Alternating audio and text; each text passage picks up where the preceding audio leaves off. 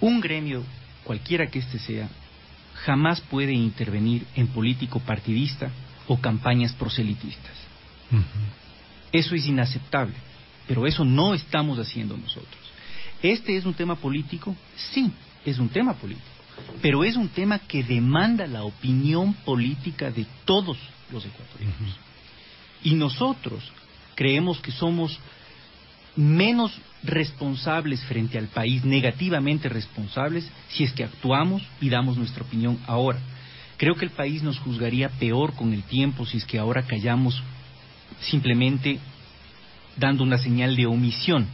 Preferimos actuar de una manera responsable, entregar un punto de vista que contribuya al debate, que es efectivamente lo que está pasando, y que la ciudadanía se vea obligada a reflexionarse sobre un punto adicional. Ni omisión ni sumisión. Es simplemente un punto de vista importante que esperamos sea respetado como nosotros respetamos también. Por supuesto. Me imagino que ustedes los argumentos que prepararon ante la Comisión Interamericana de Derechos Humanos son lo suficientemente sólidos como para obtener un pronunciamiento en la línea que ustedes buscan. El hecho de estar un expresidente de la Comisión podría hacer pensar ello.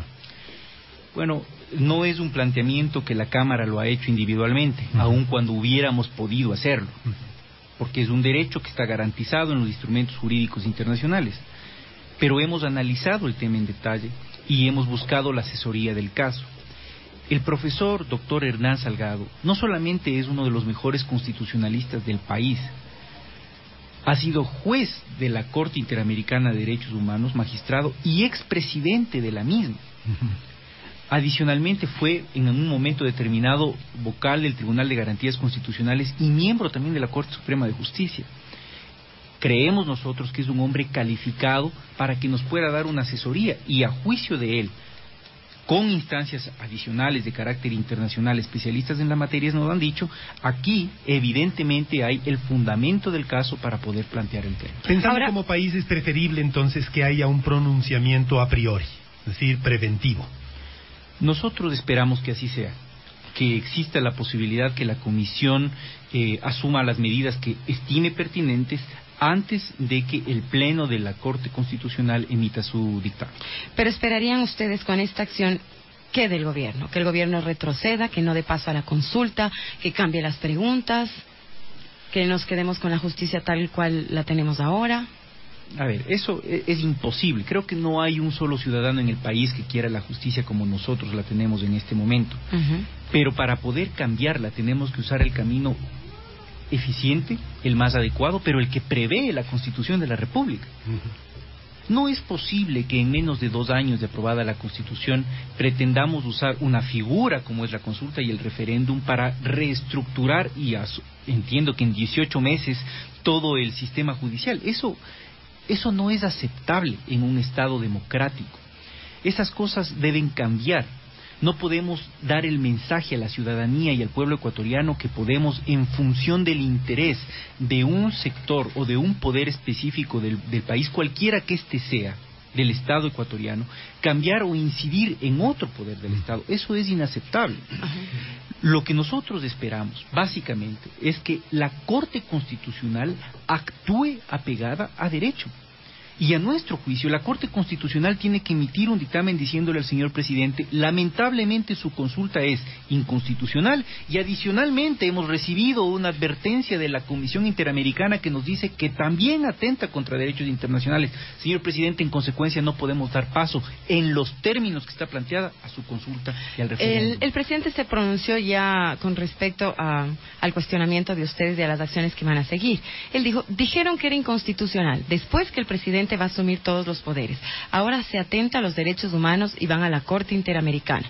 Pónganse de acuerdo aunque sea para mentir. Esa fue la respuesta del señor presidente. Sí. Creo que los 3 conceptos a los que se ha referido el presidente no son excluyentes entre ellos. El hecho de alegar que la consulta es inconstitucional no excluye que eventualmente exista violación de derechos fundamentales. De hecho, es parte de la esencia misma del constitucionalismo prever por la defensa de derechos fundamentales y derechos humanos. Cuando hablamos o cuando se habla si no me equivoco, el segundo punto era acumulación de poder o algo así, ¿verdad? Sí. En ese tema... Asumir todos los poderes. Asumir todos los poderes. Primero, que nosotros directamente, o al menos yo no he expresado eso en ningún momento, pero puedo entender que el presidente se refiera a varios cuestionamientos en general que se ha hecho respecto de la consulta. Pero el tema está atado. Si es que el día de mañana el Ejecutivo pretende reformar la función judicial en 18 meses a través de una comisión pequeña que reemplace al Consejo de la Judicatura, esto le va a dar una facultad de ingerir en un poder sobre el cual el Ejecutivo no tiene absolutamente nada que hacer ni que decir. Por tanto, los tres elementos están absolutamente vinculados. No son absolutamente concurrentes, por supuesto. Exacto, no pueden ser asumidos de manera separada. Por tanto, no creo, y bajo ninguna circunstancia, excepto el hecho de que nosotros estemos pretendiendo llevar a un error a la ciudadanía a través de una mentira. Eso no es correcto. Y la respuesta también del presidente en el sentido de que si es que ustedes no están de acuerdo, entonces vayan, hagan campaña por el no. Es su derecho, además.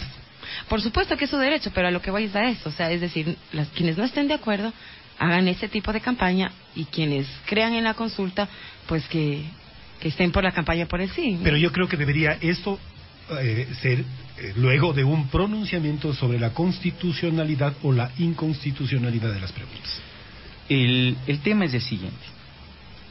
Debo recalcar una vez más que como institución nosotros no vamos a hacer proselitismo político de ninguna naturaleza. Creo que el presidente está incurriendo en un error el momento que sugiere que nosotros como Cámara estamos dispuestos o queremos hacer una campaña de proselitismo, cualquiera que este sea, ni por el sí, ni por el no. Primera cosa.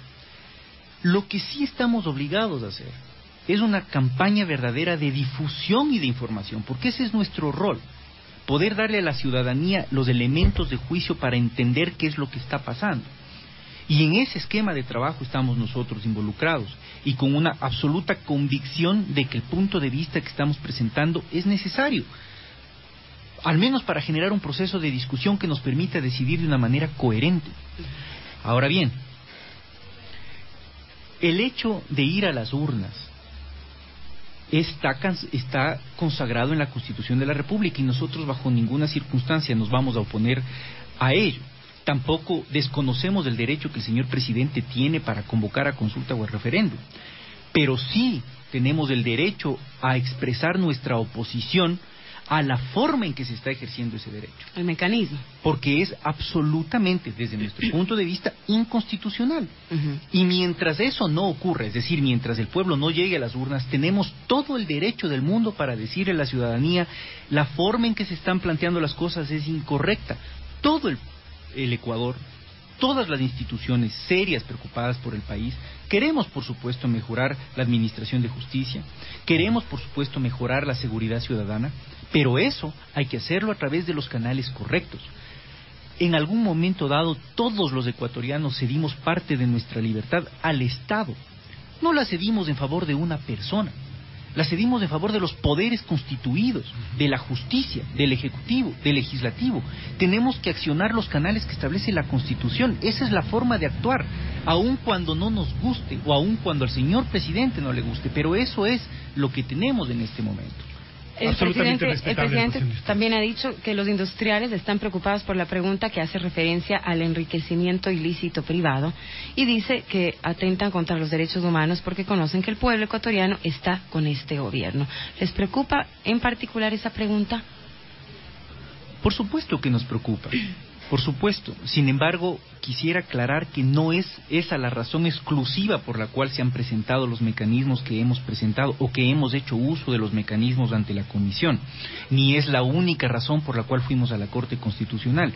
Nos preocupa como le debe preocupar a cualquier ciudadano. ¿Qué significa, yo pregunto a la ciudadanía, el enriquecimiento injustificado, el enriquecimiento privado injustificado? Eso no lo entiende absolutamente nadie.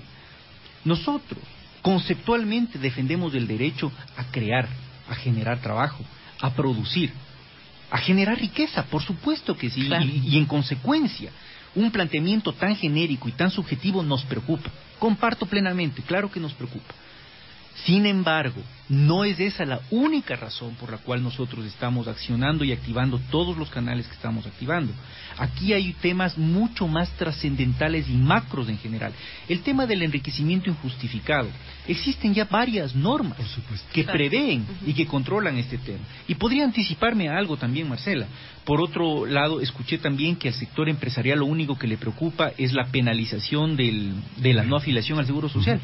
Mire, todo eso ya está previsto en la Constitución de la República. El artículo 327 de la Constitución dice claramente que la simulación en materia laboral será sancionada, que hay una serie de tipos que se están preveyendo en la Constitución que ya sancionan, incluso abren la puerta para una tipificación de carácter penal en materia laboral.